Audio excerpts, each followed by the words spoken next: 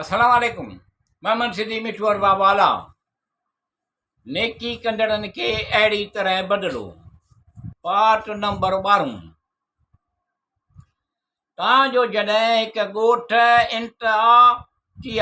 इंताकिया जे उहा किन वटि आया त उतां जे रहंदड़नि खां खाधो घुरियाऊं, जिन संदनि मेज़बानीअ खां इनकार करे छॾियो। उते 108 डिघी भिट लधाऊं, जेका ॿोॾ सबबु करण जे वेझो हुई। पोइ ख़स्ता या भिट सिधी करे ॿियारी। हज़रत मूसा अलैहिस्सलाम चयो, जेकॾहिं घुरी हा त यकीनन उन भिट ॿियारण ते उन्हनि खां मज़ूरी वठे हा, जंहिंसां खाधो खाऊं हा। ख़िज़र अलैहिस्सलाम चयो त मुंहिंजे ऐं तुंहिंजे विच में ही जुदाईअ जो वक़्तु आहे।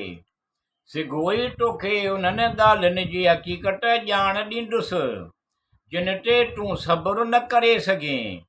रही ॿेड़ी जंहिंमें सोराख़ कयो, उहा 10 मिस्कीननि जी हुई, जिन मां 5 ॼणा समुंड में मज़ूरी कंदा हुआ ऐं 5 झूर पोढ़ा हुआ।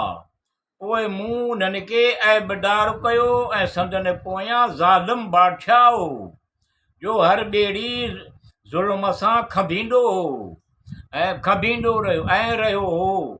उन ॿार खे मूं मारियो त उन जा माउ पीउ मोमिन हुआ ऐं ॿार पाण काफ़िर हो। पोइ असांखे डपु वरितो त मता उन्हनि ॿिन्ही खे संदनि मोहबत सबबु बेराहीअ में काफ़िरीअ में विझे। पोइ असां घुरियो त संदनि रब ताला उन जे बदिले में उन्हनि खे उन खां वधीक पाकबाज़ ऐं माउ पीउ जो वधीक फर्मा बरदार पुटु अता फ़रमाए। रहियो भिट जो मामिलो, जेका मूं ठाही त इहा शहर जे 2 यतीमनि ॿारनि जी हुई ऐं उन्हनि जे हेठां संदनि ख़ज़ानो हो ऐं संदनि पीउ सालियो मर्द हो।